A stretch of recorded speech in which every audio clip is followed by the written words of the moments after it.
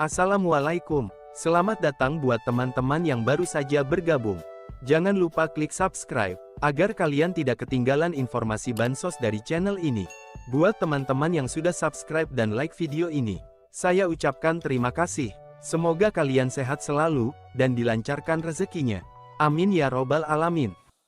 Jadi Bapak Ibu sekalian, sasaran Kementerian Sosial setelah kami ekstrak, kami kelompokkan kembali yang selama ini ada 26 sasaran itu, ini Pak Kadinsos, sekarang kita jadikan menjadi 12, PAS itu pemerlu atensi sosial.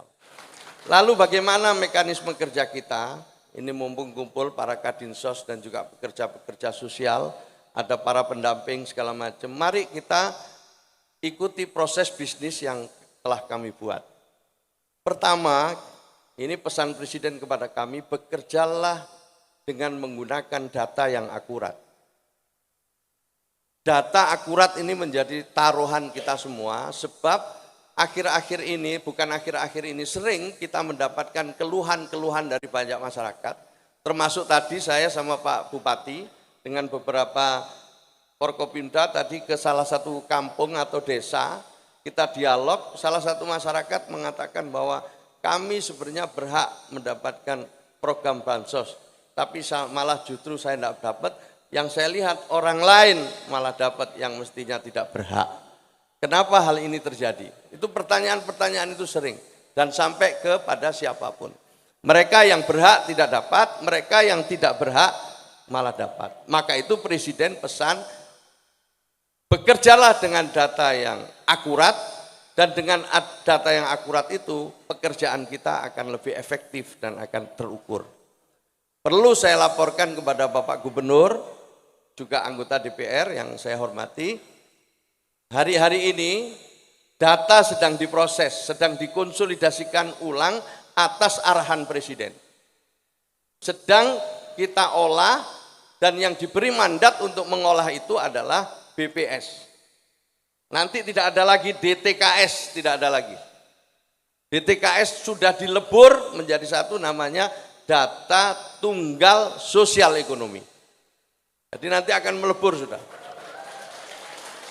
Sebab DTKS ini ya harus saya akui, jujur saya akui banyak masalah. Karena itulah maka arahan Presiden jelas ini dikonsolidasikan. Nah, nanti kalau ada KPM yang tidak dapat, karena setelah diterapkan kriteria yang baru ini, mohon dimaklumi dan mohon ditenangkan oleh para pendamping. Tetapi Bapak Ibu sekalian jangan khawatir, yang namanya data itu dinamis. Apalagi data yang akan ditampilkan nanti seluruh populasi penduduk Indonesia. Karena dinamis, tiap hari pasti ada yang wafat, ada yang meninggal, ada yang pindah rumah, ada yang naik kelas, itu akan sangat dinamis. Maka itu kita siapkan protokol updating data. Tetap kita beri kesempatan untuk updating Pak Gubernur lewat apa? Lewat jalur resmi, mulai dari kelurahan atau desa, naik ke Dinsos, seterusnya. Maka saya titip kepada para lurah, para kepala desa, dan juga kepala dinas sosial, menyajikan data yang akurat kepada bupati, wali kota, atau kepada gubernur. Jalur ini harus digunakan dengan baik. Para pendamping saya minta untuk ikut mengawal dalam proses updating ini. Sementara dari sisi lain, itu tadi jalur resmi, jalur yang lain juga kita beri Pak Gubernur. Lewat apa? Lewat cek bansos. Jadi siapapun, terutama para pendamping, manfaatkan cek bansos ini. Sebab di aplikasi cek bansos ini ada usul sanggah. Jadi orang bisa usul dengan bukti-bukti yang cukup, tapi orang bisa menyanggah dengan bukti-bukti yang cukup. Sehingga nanti ketika ada yang melihat KPM yang tidak layak, itu tolong dilaporkan lewat sanggahan dengan foto atau bukti-bukti lain, sehingga kita bisa mengkoreksi. Dengan begitu ada keseimbangan antara jalur resmi dengan jalur yang membuka kesempatan kepada publik. Maka Pak Gubernur, saya titip pesan, ini bisa dimanfaatkan, sebab selama ini sudah ada yang memanfaatkan, tapi lebih banyak usulnya daripada sanggahnya. Padahal yang kita inginkan itu adalah sanggahnya. Lek usul semua orang bisa usul, bahkan umumnya mengaku miskin.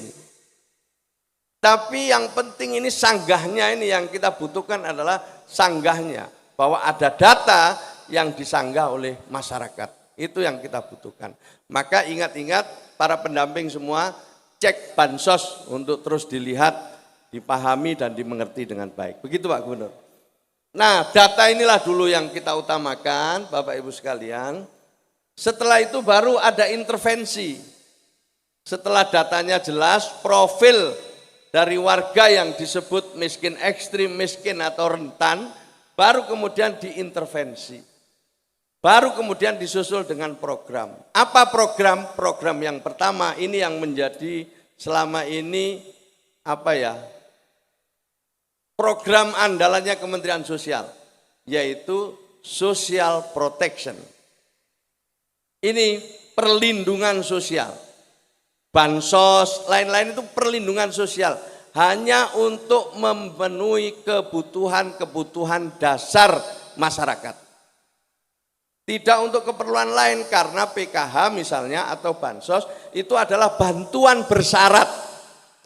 Bukan bantuan yang bisa digunakan untuk apapun. Saya kira ibu-ibu, bapak-bapak sudah paham semua.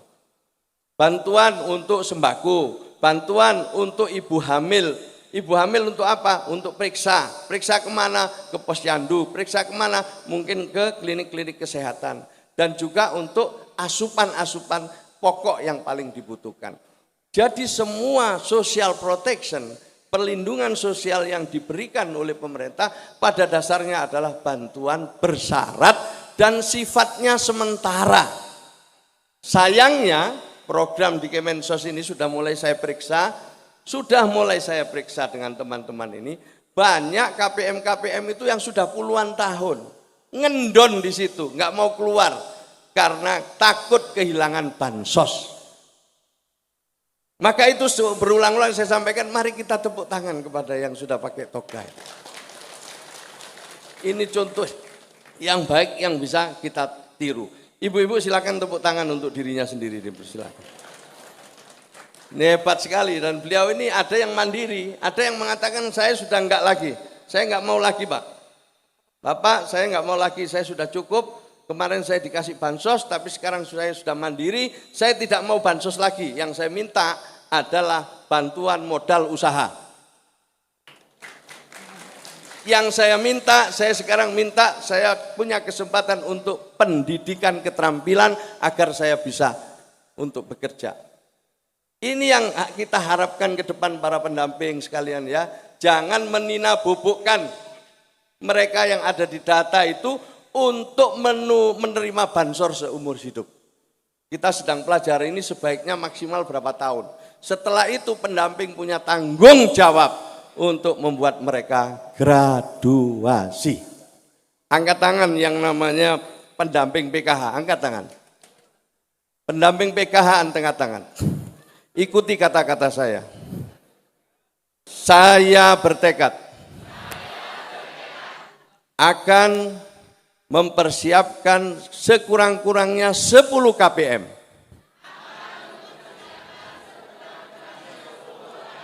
Setiap tahunnya untuk graduasi. Terima kasih. Siap apa tidak? Lebih keras, siap apa tidak? Bapak Ibu sekalian, kalau setiap pendamping 10 KPM, seluruh Indonesia kita memiliki 34.000 pendamping PKH. Kalau 10 setiap pendamping, maka setiap tahunnya akan ada sekurang-kurangnya 340.000 KPM yang akan graduasi. Siap pendamping? Siap? Menyesal enggak dengan apa yang baru diucapkan? Tidak? Angkat tangan. Pendamping PKH angkat tangan. Saya tidak menyesal. apa yang telah menjadi tekad saya untuk mempersiapkan 10 KPM setiap tahunnya menuju graduasi. Ya. Tidak menyesal ya. Ya nanti ukurannya cuma itu aja, kalau kurang dari 10 kita pindah gitu aja. Pendamping angkat tangan lagi. Siap dipindah? Kalau kurang dari 10 siap dipindah? Nah udah cukup. Ada yang begini, nggak jadi.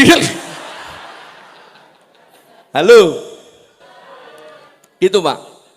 Jadi ini Pak Gubernur karena kebetulan ketemu dan ini pertama kali kami ketemu dengan pilar-pilar sosial di Lampung, maka itu saya harus menuntaskan apa yang harus kita kerjakan ke depan secara bersama-sama dengan provinsi maupun dengan kabupaten, kota.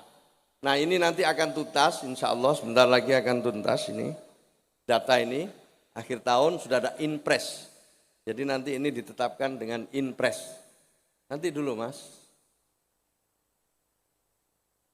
Ini nggak bisa hidup lagi. Nah, Bapak Ibu sekalian, tolong ini belum waktunya ini. Kenapa ini? Belum waktunya yang balik lagi. Nah ini, Bapak Ibu sekalian, setelah data ada, diintervensi dengan perlindungan sosial, dengan bansos, dengan PKH, semua itu adalah bantuan bersyarat. Untuk apa? Supaya mereka bisa memenuhi kebutuhan dasarnya, mengubah cara berpikirnya bahwa masa depan kita cerah kalau kita mau ikhtiar bersama-sama. Itu intinya di sini. Bagi yang sudah siap, langsung ke kanan Pak. Langsung ke pemberdayaan. Langsung ke pemberdayaan. Mereka dibimbing, didampingi untuk tidak lagi manja dengan bansos, tapi mereka harus ikut program pemberdayaan. Bisa jadi tetap dengan Kementerian Sosial programnya, tapi bisa jadi dengan kementerian-kementerian yang lain. Jadi sudah ditangani oleh kementerian lain. Misalnya kalau UMKM ya harus ditangani oleh Kementerian UMKM pemberdayaannya. Nanti kalau misalnya cari pekerjaan bisa kita sambungkan dengan Menteri Tenaga Kerja atau Kementerian Ketenagakerjaan. Dalam proses pemberdayaan ini kita harapkan nanti itu akan ada kolaborasi dengan kementerian lain. Inilah sebenarnya yang saya pahami dari kebijakan Presiden yang sebelumnya kita selalu pada social protection, perlindungan sosial, bergeser pendekatannya kepada empowering heavy, kepada pemberdayaan. Jadi digeser tidak hanya di sini, supaya orang tidak manja, tapi dimotivasi dia supaya bisa ikut program pemberdayaan dan setelah itu nanti jadi graduasi. Ini yang diharapkan oleh Presiden sebenarnya. Maka saya minta ini Pak Gubernur, Bupati, Wali Kota untuk bisa ikut mensukseskan program ini. Dengan begitu penurunan kemiskinan kita, upaya kita untuk menurunkan kemiskinan, mengentaskan kemiskinan akan lebih terukur. Kalau dia tidak bisa langsung diberdayakan karena satu dan lain hal, mungkin karena penyandang disabilitas, atau mungkin karena sakit dan lain sebagainya, maka direhab dulu di tengah. Ada rehabilitasi. Bagi yang sudah, mohon maaf, mungkin penyandang disabilitas sejak lahir, itu namanya rehabilitasi. Tapi yang mungkin yang namanya penyandang disabilitas setelah lahir, ada rehabilitasi. Jadi ada rehabilitasi, ada habilitasi, sampai fungsi-fungsi sosialnya utuh, baru kemudian digeser kepada pemberdayaan. Maka di sini ada Dirjen Rehabilitasi Sosial. Jadi ada Dirjen Perlindungan Sosial, ada Dirjen Pemberdayaan Sosial. Bagi yang perlu rehabilitasi dan habilitasi, ada Dirjen namanya Dirjen Rehabilitasi Sosial. Begitu kerja kita Pak. Jadi yang belum bisa langsung pemberdayaan langsung. Contoh yang paling konkret, ada suami, itu kan perannya sebagai kepala keluarga, fungsinya mencari nafkah. Ketika dia sakit, mohon maaf, stroke misalnya, maka fungsi sosialnya tidak utuh.